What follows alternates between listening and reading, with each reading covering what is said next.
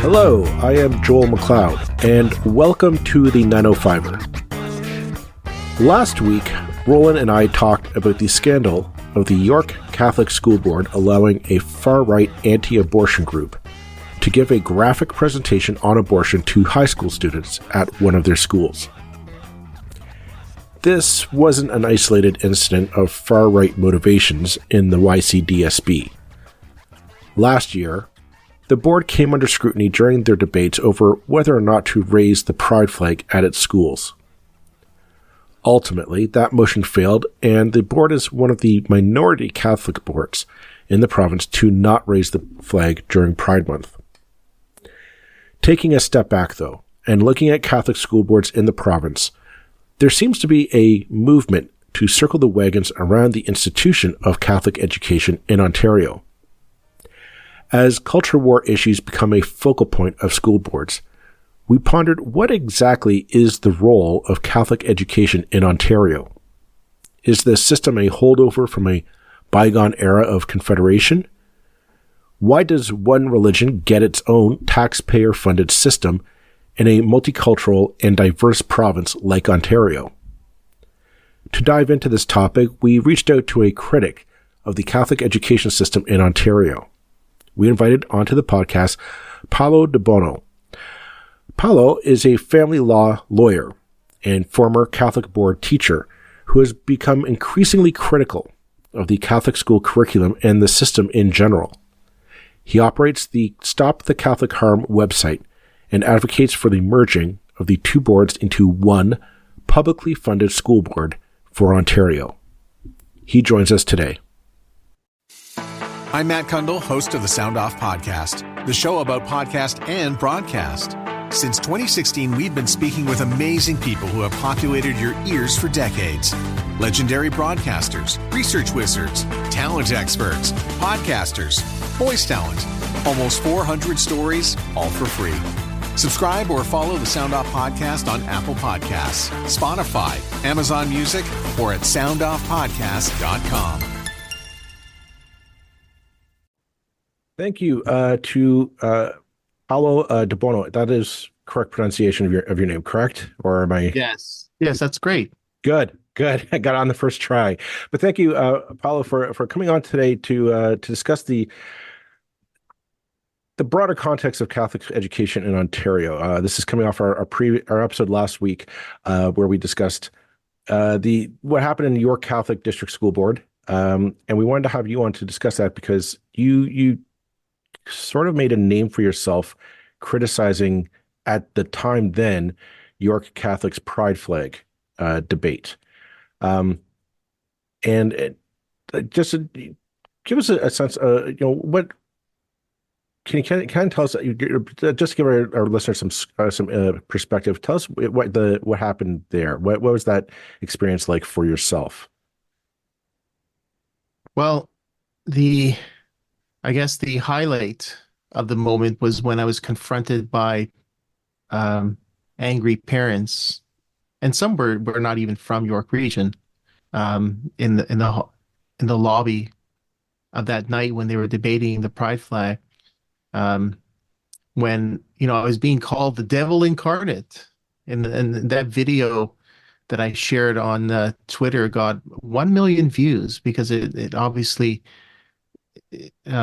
People saw that this is bad, but I experienced it directly, and it just showed how deep the homophobia is in the area.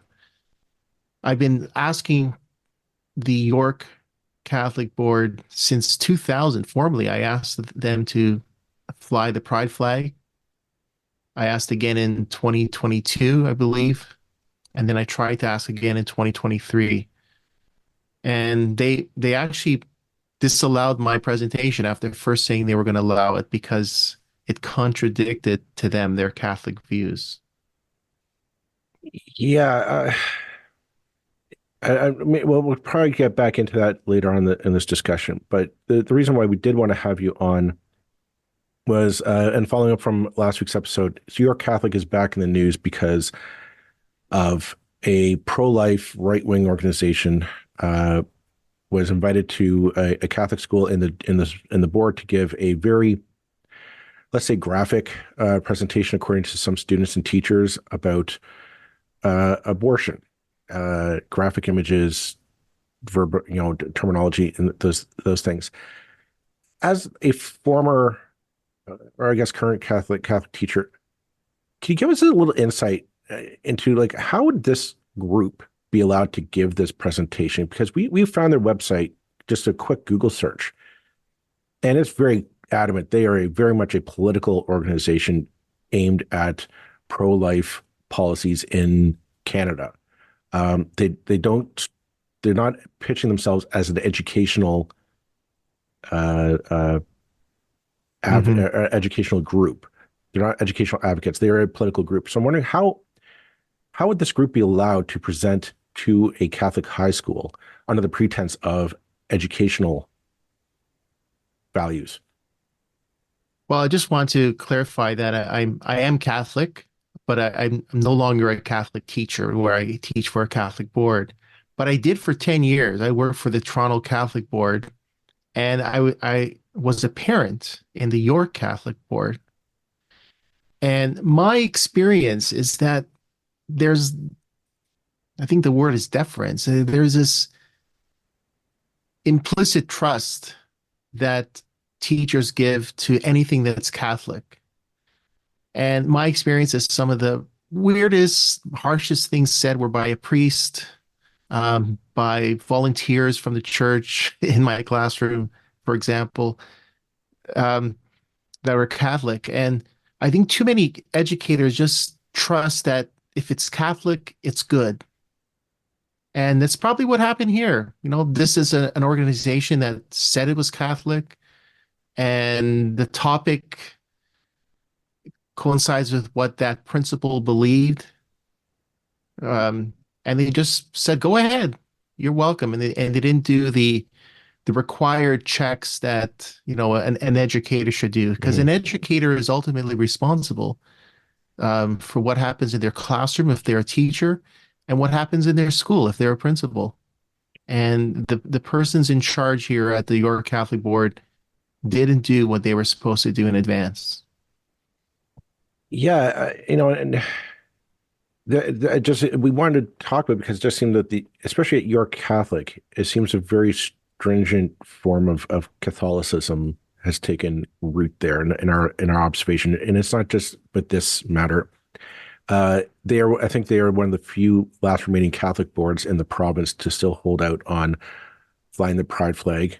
You yourself saw what was going on there. Is there something unique about York the York Catholic District School Board that makes it an outlier in this? Because the fact is, the other Catholic boards, I believe the majority, have come on board with flying the pride flag. This pro-life material wouldn't necessarily there wouldn't be a presentation in front of the school, kind of thing. And is there something unique about York Catholic that's happening there, in your opinion? Well, I don't know for sure, but I'm guessing that this type of presentation does happen in other Catholic boards. And it may be that the students got the courage from last year's debate to stand up, and there's media attention. I think this happens throughout Ontario in Catholic boards. And students spoke out because this was wrong, and it got media attention because they had the attention last year from the pride flag issue. When York students speak out now, there are media members who are ready to listen, who understand there's something going on. But I will grant that York Catholic does stand out. It seems to be a little ultra right wing. Its school board chair, the trustee from last year, Frank Alexander, seems to be very stringent against the pride flag, calling it evil, and worse. So there is, I would say, a special problem in York Catholic, but I'm not going to say that other Catholic boards are above their I'll call fundamentalism. it's still there. It's formally in the Mhm. in the curriculum, for example, which I'd love to talk about as well. Well, we can definitely touch base with that as well. I mean, and in our coverage of, we start off with the Halton Catholic Pride Flag debate a few years ago, um, but this is kind of crept up throughout the different Catholic boards that there does seem to be a more of a hardline edge on. It started off with the Pride Flag, and it seems to have spilled over into other matters, particularly the abortion debate. Apparently now, I remember when I was in, I'm a Catholic. I went to a Catholic through the Catholic system. And I don't remember this ever being a feature in schools. I don't remember this being a factor at play. And I'm wondering, as a former Catholic teacher, what's changed in the last 20 years that this is now this fight seems to pop up in every Catholic board in the province in some form or another. Well, there is a rise of fundamentalism. There is a group called Campaign Life Coalition that has a Hmm. lot of influence in Ontario in Catholic boards, and they've become more outspoken, more visible in the last 10 years. I suggest that there's an element of fundamentalism in some principles, some leaders trying to assert that there's something different, unique about Catholic boards as well. So when something like this comes, they feel they have to jump on it and show that we're unique. Hmm. Uh, we're fighting for true Catholic values, as they see it. Um, I think that plays a factor in this. And I will agree with you on that. I have full disclosure, my kids are in the Catholic system as well. It's a long story that of how we came to that decision, but I find that the parents on the ground aren't necessarily caring so much about the Catholicism. A lot of people have voiced when I asked, like, why would you choose this school over the public option? One, it was the fact that this was an option exclusive for Catholics. If you're not a Catholic, Right. you don't get an option of two school boards, which I find is on the face of it, it tends to be very discriminatory. Um, but a lot of them say like the Catholicness of it, the religious aspect, it's nice, but it's not a mandatory thing. That's not the reason. A lot of it was the fact that they said the Catholic boards often get better funding. There's more funding per capita per student involved with it just through economics, and that's the reason why they opt for it. Uh, you know, my gut's telling me that there's a slow change from the public acceptance of Catholic schools in Ontario from what it was 20 years ago. Um, I find a lot of people, when you bring up the notion of should we just merge the two systems into one public funded system, Catholics don't get their back up against the wall as much as I think they would have maybe 20 years ago. Is that your perception, or am I unique in that right now? Yes, I think you're correct about that, and that's my perception as well. That they were more defensive about it 20 years ago. I think the writing is on the wall that you know there's really there's no real reason to have a separate system, and I think and that's part of fundamentalism because some people are trying to assert, why are we different? Why should we exist? And Mhm. they try to push those extra Catholic things that they might not have 20 years ago. Um, because in many ways, Catholic boards aren't different. And they shouldn't be because they're as much as possible, except for some contradictions, are trying to, you know, teach consistently with societal values, right? Mhm. Um, and 20 years ago, that included a general acceptance of abortion as a right. And, like you noticed, you didn't notice it in schools. Um, but The Catholics, I'll give you an example of what's happening today. There is Campaign Life Coalition, and there's a related group called Life Site News. They're Hmm. actually they're actually working on a documentary to uh, to say that Catholic boards aren't really Catholic, right? How are they not really Catholic? Well, because they're not Catholic enough, and they don't Yeah. teach Well, about abortion. They're flying the pride flag. They're so on and so on. Those are the big two issues that right. stand out. So they're actually doing a documentary on that, and I was asked to be a part of it, so I just gave a short interview. And from my perspective, as much as what we just said, I think Catholic boards are still too Catholic. I don't think they should exist because they're still asserting things that contradict basic Ontario values. You know, Could you could you give us an example of that? well, one example is just the priesthood. Students see that the only leaders of the church are male. Hmm. And the message is that women are not good enough to be leaders. That's totally contradictory to Ontario values of equality of gender and sex.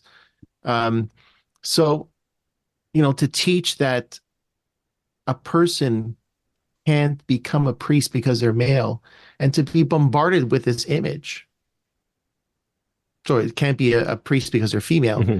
and to be bombarded by this image by the only priests at school masses visiting the schools are male just reinforces that. And that's just one example. The other example is, um, you know, I try to say it as clearly as simply as I can, but Catholic boards teach that it's a sin to be to us LGBTQI plus. They teach that it's a sin. Um, that's that's as fundamentally wrong as I can get when it comes to Ontario values. Well, and that's, I mean, that is something that is contradictory. Is that how do you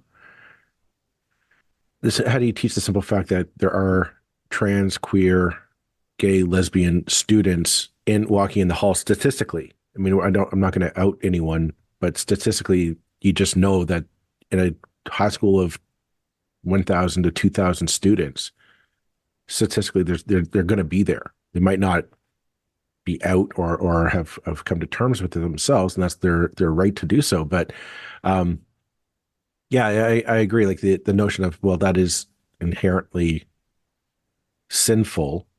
It does go, and then I find it's contradictory because any or pointless because any Catholic, any of my Catholic former co-students, comrades in arms, so to speak, who we've all graduated, we've all gone off, we've lived our lives, careers, whatever have you. I keep in touch with the couple and I say, hey, how's it going? Every now and again, and none of them are like foaming at the mouth, burn the trans flag. When the trans flag debate was happening, a lot of them were saying, yeah, it makes sense. There are students in this school. It should be an image that is showing that you're accepted here. It's safe for you to come to school. Same as that flags for other causes in the appropriate time of the year. It wasn't just, it was that. And I find that either that's a complete failure of Catholic schools that ideology didn't take root, or maybe it's just the fact that we are growing more liberal, more progressive as a society on these matters. That I think people just say, yeah, this is as long as you're not harming anyone, do what you do. You're not, there is no harm to being gay, lesbian, trans, or questioning or whatever have you. As long as you're not Mhm. harming anyone, live your life. Great. Um, and again, it comes down to the fact that, what is the role of Catholic schools in Ontario? Now, whenever I brought this up to Catholic educators or Catholic board members, it's always, well, it's constitutional. It's in the Constitution. We're entitled to have this. And I said, yeah, but it's just Ontario and Alberta are the only two provinces that have it. So are the other eight violating the Constitution? And also, I said we're in 2024. This isn't 1867. You know, we have Muslim, Jewish, atheists. We have religions of all over the globe rest somewhere in this province. So why don't they have special accommodated schools, to tax funded schools to begin with? It's more. I guess it's a question. Like, you know, you must hear this as well. You know, it's in the Constitution. We're allowed to. We have rights to this school system. And I say, do you really? Because the rest of the country just say no. Well, I'm just going to add, even Saskatchewan has Catholic schools, um, but Newfoundland and Labrador did, and Right. Quebec did, and they chose to get rid of it. It is possible. It takes political action, um, more than anything else, and it's the way that we should go in Canada, in Ontario. You know, I look at it often this way. I understand from a historical point of view why in 1867 it was made a right. Hmm. But but if you were to consider Canada, let's assume it was forming today and we were just coming up with a constitution today, it wouldn't make sense. Right. You know, it would make sense to have two official languages and to have other things that are in the constitution like equality rights and so on. But no one would ever think it would be fair or prudent to have a right that one religion has a right to its own publicly funded schools where it can teach values that contradict societal values. Um, so that's part of the basis of moving forward on the issue of not having Catholic boards in Ontario, merging Catholic boards with non-Catholic boards. It's outdated and it's the way of the future. And the longer we prolong it, we're just not being good with public policy in our public institutions. I question, you know, I do question the longevity of support for it because the other thing is, you walk into a Catholic church these days, and that place is empty.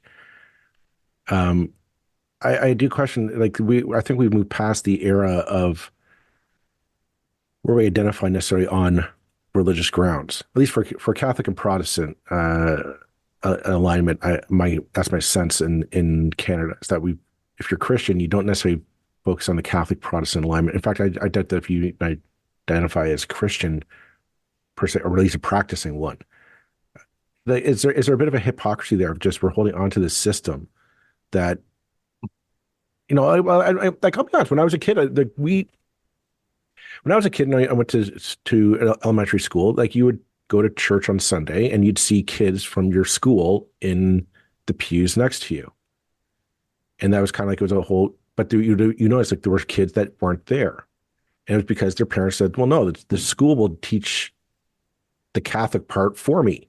Like, they teach you all the sacraments and all the why you sit and stand and sing and all that stuff. It's all there.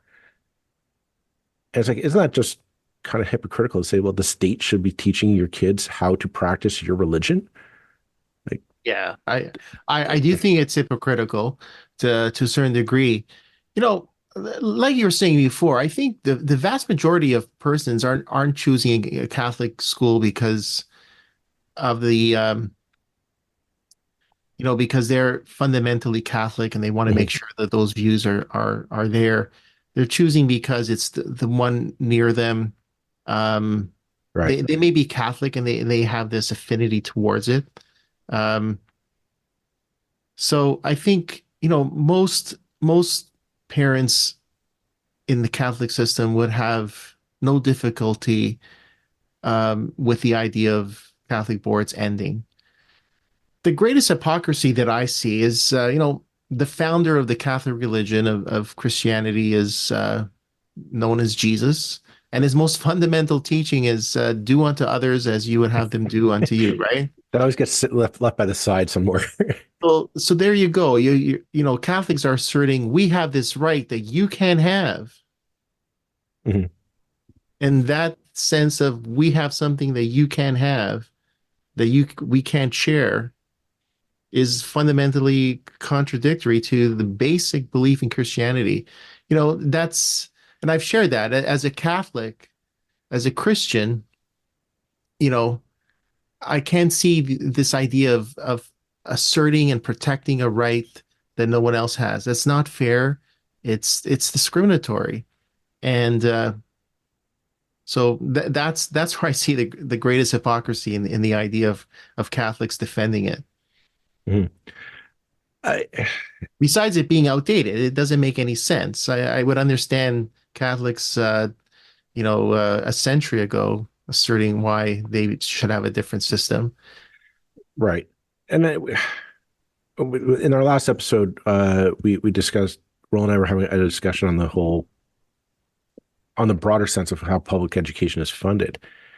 And our take is that our take was that in the Catholic board, right wing grassroots movements are trying to copy what they did in the States, and that Yes. it was uh, in the States decades ago, they got people kind of into the school boards, municipal level of governance to kind of build up your bona fides, your credentials, and whatnot, and then that way you can springboard them into like a state government governance or to the federal level, senator, congressperson, whatever have you. And I find that they're trying to copy that here in Canada. Start off at the school board level, municipal level, get some bona fides, then say, yeah, now go run for a conservative-minded party or right-wing-minded party at the provincial or federal level. Um, and we also caveat that is the left is doing that in the public board as well, the far left. Is it about time we just depoliticize boards altogether? Because boards, in my mind, shouldn't be weighing in on this. A school board should not be weighing in on the sexual health of its students. We have a Ministry of Education that lays out curriculum. They say you teach sex ed this way, you teach math this way, you teach science this way. If we as a people don't like it, we can vote out the government and say we elect somebody else who will put a better curriculum in place for the entire province. But the idea is, 1+1 is taught the same in Thunder Bay as it is in Oakville, Hmm. right? And instead of, and school boards really just about like making sure that, schools have new textbooks and a fresh coat of paint on the wall. And if we need to buy land to build a new school, we do that. It's really is an accounting job, in my opinion. Do we need to just get away from that? Should we just get away from the idea of elected school boards altogether and just go straight to like a more practical appointed board, like a municipal board that just says oversee the funding of this to make sure that teachers are paid, schools are funded, resources are being allocated properly in your jurisdiction? Well, I haven't considered this question as deeply as I have other questions about school board governance. But obviously, this fundamentalism among in the Catholic boards, but you see it as well in public boards, right? Yeah. Because they're pushing candidates to run to mirror fundamentalist views. It obviously makes a bad case for the idea of elected trustees as running school boards. And I can see that there'd be some efficiency and less of this obstructionism um, from the trustee level to what the ministry is trying to do. That wouldn't be perfect because the ministry has challenges. Look at Doug Ford right now, who's saying that he wants to appoint judges who uh, who think like Right. he does, right? Well, is that we have challenges with a ministry run uh, school board system, but look, consider that school boards don't decide the curriculum. It's the ministry that does, and you're right that ultimately school boards are doing minimal decision making, and that's the way the system is designed right now. Mhm. But they sometimes use it in a way, like in Catholic boards, to to not fly the pride flag, to assert that we're different, we're unique. You can't tell us what to do. Um, that approach obviously makes it look bad for trustees. And I just want to add one thing that's unique about Catholic boards in the topic you brought up, sex education. You know, non-Catholic school boards teach the curriculum, the health and physical education curriculum, where you find the elementary level sex education expectations. But Catholic boards, in a way, don't. And they've come up with their own curriculum based on fundamentalism. They actually went through an exercise recently to come up with a new curriculum, a new sex ed curriculum, where they try to water down some of the harsh language from the previous one. They, but because of their fundamentalism, they still stuck to the harshness, I believe, the anti-2S LGBTQI plus beliefs. And and they show their fundamentalism because when you come up with a sex education curriculum, you get experts in public health, in science. They didn't. Their experts were theologians. Right. And And and that, that's part of the reason they messed up on what could have been a good revision of their curriculum. well, there's one thing that you and I will know this for a fact, and but I don't think necessarily the general public might quite comprehend about the Catholic system is that the amount of power that the Catholic Church does hold over it, and by that I mean one, whenever a curriculum is brought in, it's brought to the local bishop, like whatever the diocese is affiliated with that said school board. They present to the bishop, and the bishop kind of goes, "Yes, I approve," and hands it off. And usually that, yeah, the bishop's not going to deny, "Oh, math, yeah, 1 + 1 = 2. Yeah, sure, sign off on it." But often, like these matters like sex ed and whatnot, for some reason, that's where, oh, we really need to get involved with that. Yeah. Which I find the fact that of all organizations, the Catholic Church is the last one that should be educating anyone on matters of sexual health or reproductive rights, but we're not going to go there because we don't have time. But the other thing that I thought is incredibly wrong about it was the fact that if you're a teacher and you want to get hired, if you go to a Catholic school and say, "Can you hire me? I have all the credentials. I've got my degree. I've got my certifications and whatnot." It doesn't matter unless the priest signs off on it. And I've heard of stories anecdotally of teachers who they go down to talk with the priest and say, "Hey, I want to go work at this school. I need to get a letter from you. Can you give me a letter?" And the priest, of course, has to grill them on, what would you say to if a student came to you and said, I think I might be gay or lesbian or whatnot. And the teacher at their heart would say, just let's work through it. Talk, do you want to talk about it? Do you want to, let's work on it. I'll be there for you. But the priest is saying, no, you have to tell them that they're wrong and that their feelings are sinful and all that. And it's like, why would we let these people have a final say in the hiring of publicly funded teachers? Exactly. And the simple fact that a teacher who is perfectly qualified in all manner of subject matter, you need to hire a math teacher, math or a science teacher, and you go to them and they say, "I'm perfectly capable of doing it, but I'm Muslim." And they can't be hired into a Catholic school. And I know people, well, why would you want to work at a Catholic school? Because that's what's hiring, right? Sometimes you just say, "I need a job," and that school doesn't have a science teacher. I know how to teach science, Mm-hmm. right? Like, hire me.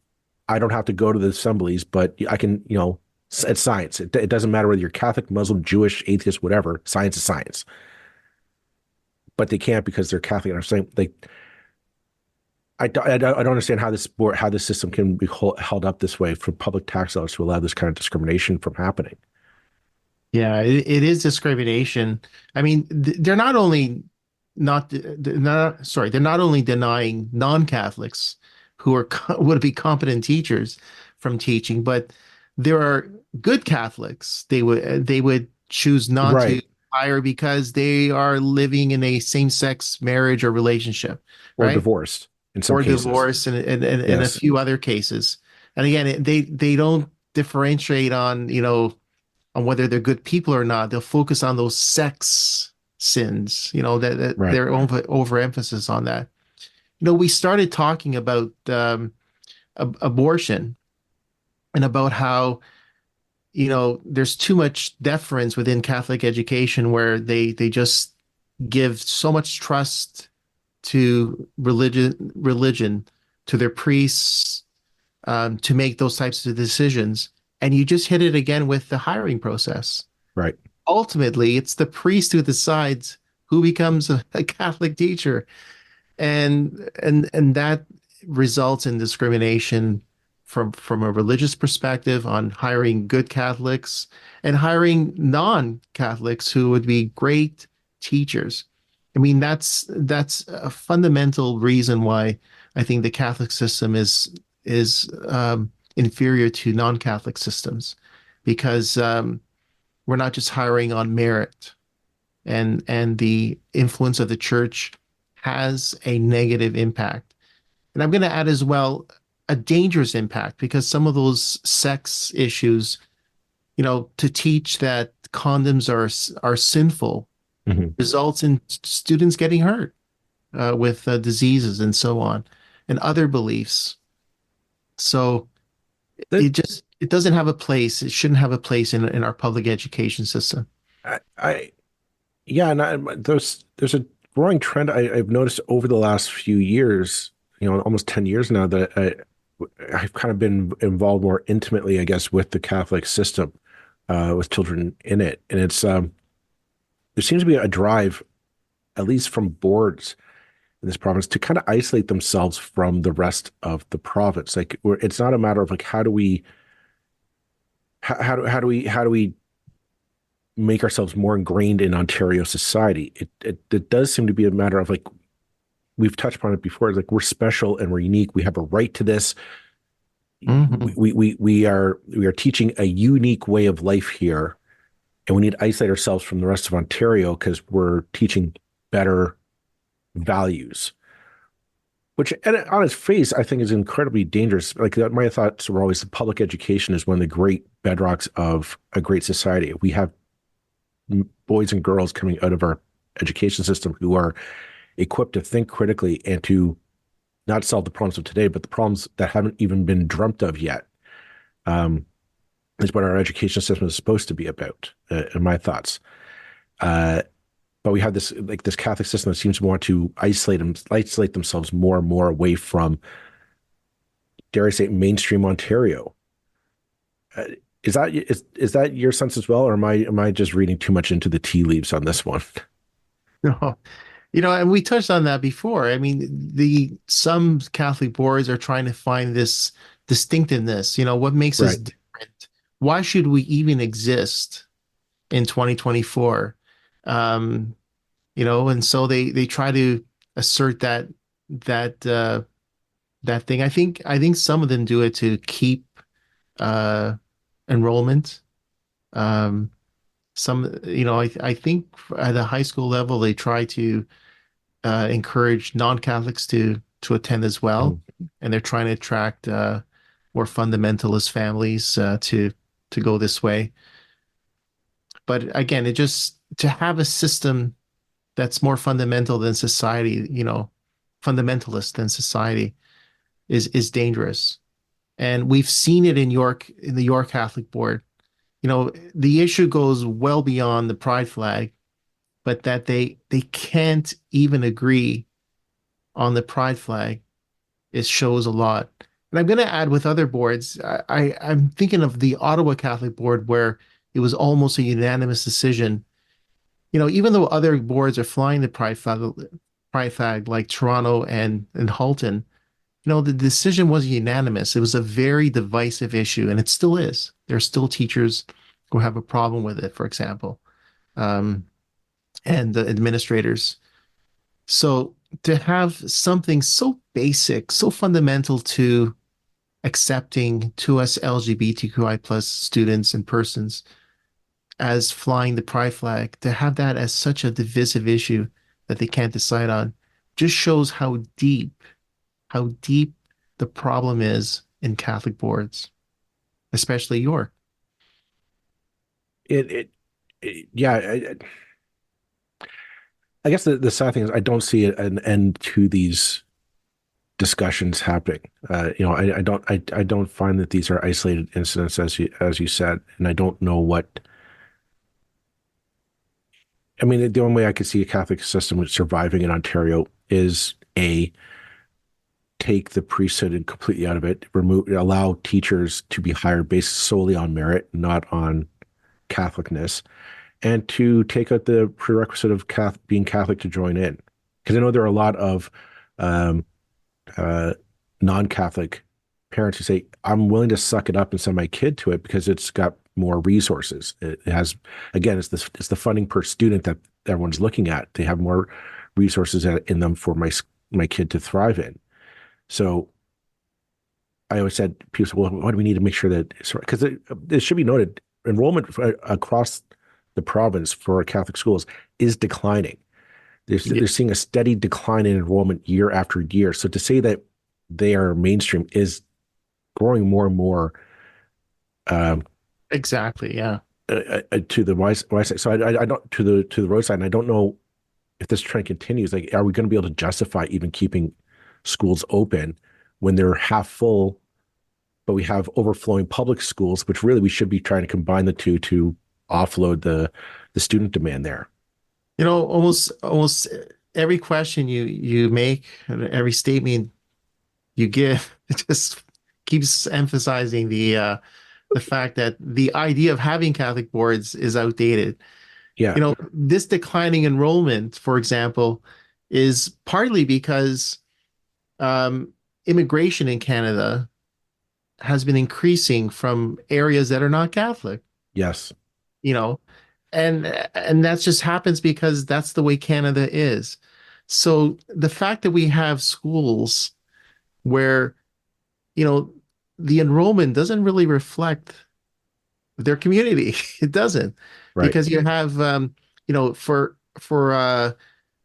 um, immigrants from Asia, you have in Catholic boards, you have maybe a higher population from India, from the Philippines, but not from other countries. Right. That's not the York region I live in, for Right. example, and the area you live in.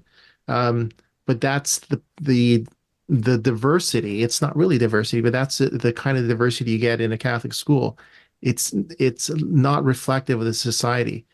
And I've been in Catholic schools in Toronto too, where about 90%, two elementary schools, where 90% of the students were Filipino Canadian, which is great. I'd love the experience, but I'm realizing this is not the community we live in. In Toronto, yeah, that is not.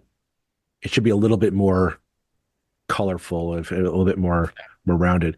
I agree with that, because I mean, when I went to Catholic school way back when I was a young kid, it was very much very white. It was a very predominantly white Catholic school, and that was my entire life. And I thought, okay, I honestly thought, okay, this is what high school life is like.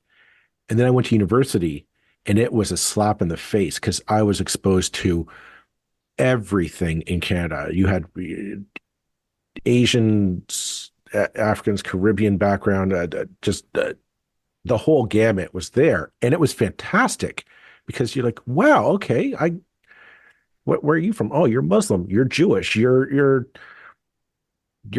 questioning, who knows? But it was like, I felt like this was actually Canada. This is what actually life is like. And we all got along. I mean, it wasn't a big strain, but I was like, I felt like I missed out on something in high school, because I heard about their high school experiences. They're saying, oh yeah, we had this group of kids and they did this, or I was exposed to this lifestyle growing up. And I said, yeah, I kind of missed out on that. I did not have that in high school. And yeah, I mean, times are changing. I guess the question will be, at what point do our political leaders stand up and say, okay, times have to change. We need to make this work differently, especially when we need to find money to keep the schools open. I don't see the point in just putting money into a Catholic system where schools might be only half full, where we have public boards that are we're stacking portables on top of each other to meet enrollment standards. You know, I think we're at the point, and you were right, maybe 20 years ago, there were Catholic educators were more defensive, or the Catholic public was more defensive about having Catholic boards. But I think we're at the point now in Ontario that either party, conservative, progressive conservatives, the Liberal Party, the NDP, the Greens, Green Party of Ontario, if either of them or all of them went with a platform or policy saying that we're going to merge Catholic school boards, you're not going to get this overwhelming pushback from the public. You will get it from some of the fundamentalist Catholics, Mm-hmm. but most parents will say, fine, as long as my children are going to a public school, which is what's going to happen with a merger, then I'm fine with it.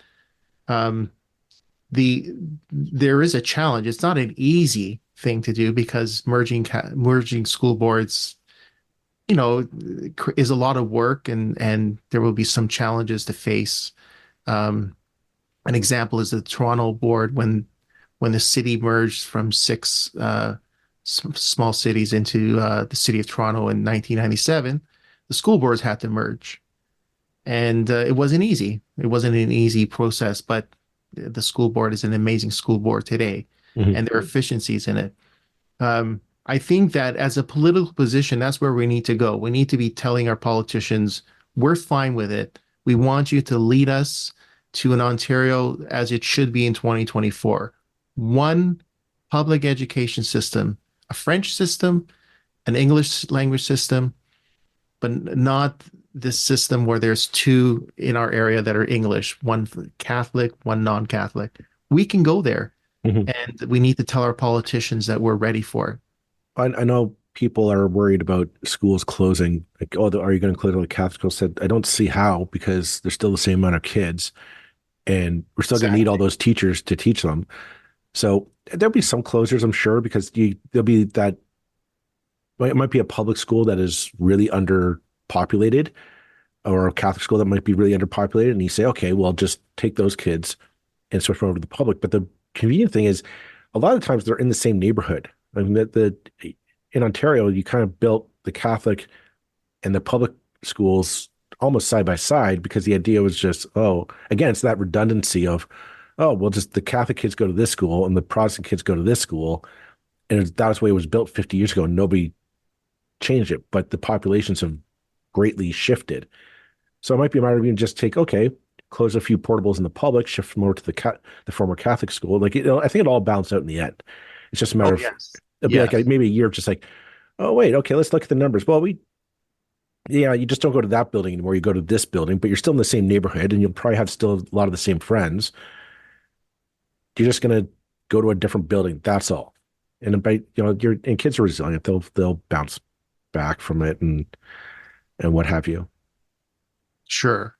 And this could be done in such a simple way, for example, is letting students graduate from the school they're enrolled in and just starting fresh with the Yeah, next enrollment, just you go to the nearest school. yeah, Um, the, there will be some closures, but not because there's less students and less teachers, because in Ontario we have a class average that's set, right, right? And so that average will remain the same. That's how funding is based. right, But there would be, I would suggest even improvements in learning because, I've taught in small schools, um, and it's not just because they're small, but with that many, there was a there were too many combined classes, like grade 1, 2, grade right, 3, 4. That's what you have to do in a small school. We have 300 students, um, and so to make that class average fit, you have all these mixed classes, which are always a challenge to teach and to learn it. right, Um, so with efficiencies, you can have, you talked about schools where there's a public school and a Catholic school nearby, and sometimes they're at full capacity. Um, well, you can make one uh, an elementary school, like grades 1 to 4, another one a middle school. And then you would get these amazing Right. class averages with the class average idea. You would get classes that are almost all straight grade 5, grade 6, grade, et cetera. Right. So that would improve learning.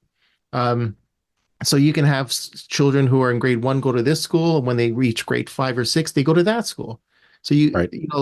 a lot of schools will still stay open, but there would be efficiencies, and in some cases it would result in a few cases schools closing. Sure. Yeah, I mean, I don't want to say it's going to be a panacea, but there'll be part of my pun, maybe birthing pains that goes along with it, just working at the format and the details. But I gotta believe also per capita, per student, funding Exactly. would increase over time, because just we don't have two boards that have to compete with each other. Everybody gets the same resources. Exactly.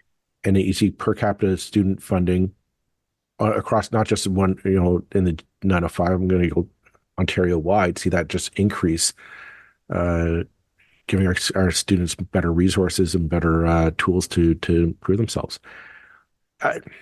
There's a study that says that we'd save over $1 billion with a merged system. So, Ontario will have the option of putting some of that money back into schools. So funding can increase, sure.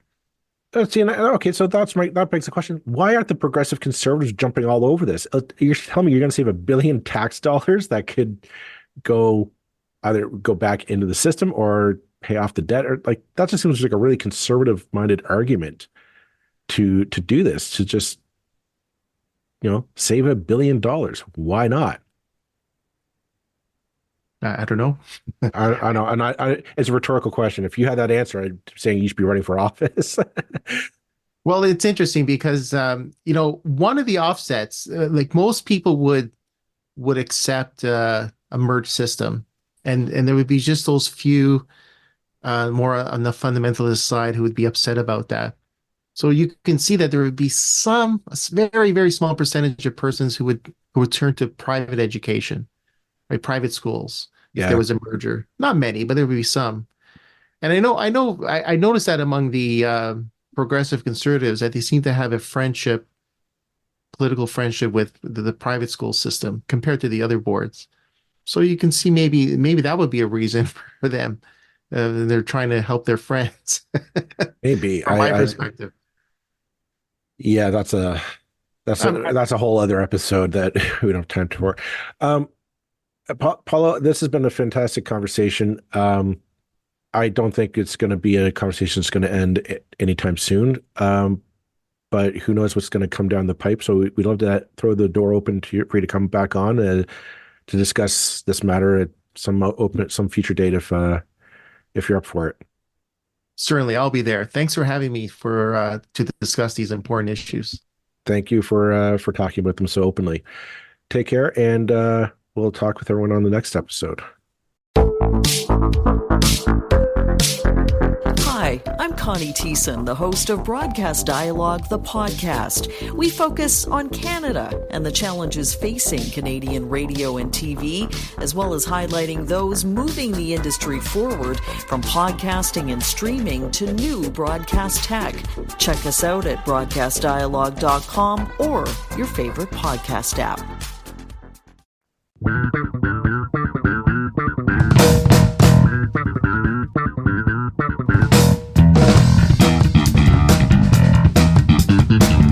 That's it for this episode of the 905er. Thank you for listening. As always, you can send us your feedback, thoughts, and concerns or ideas for future episodes to our email, info@905er.ca. We'd love to hear from you.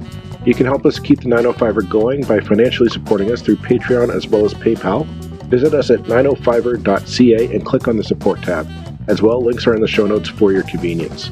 Lastly, you can find us on social media. Search for _905er on Facebook, Twitter, Instagram, and LinkedIn. So long for now. See you next time.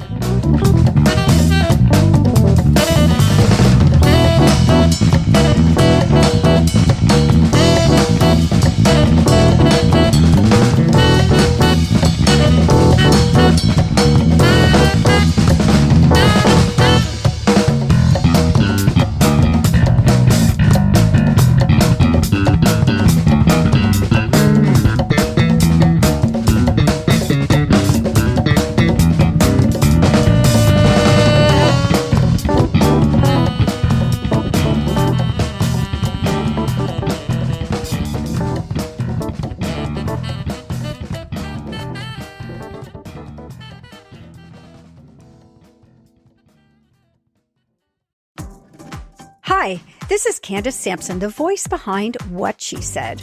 My show is your destination for stories that not only entertain, but also educate and empower. Every week, I spotlight strong female voices from across Canada, women who are changing the narrative and driving change. Don't miss out on these inspiring episodes. Subscribe on Apple, Spotify, and Amazon Music, or head over to whatshesaidtalk.com. What She Said can also be heard on blasttheradio.com, Mondays at 5 p.m. and Wednesdays at 7 p.m. That's blasttheradio.com. It's time to dive into the stories that truly matter.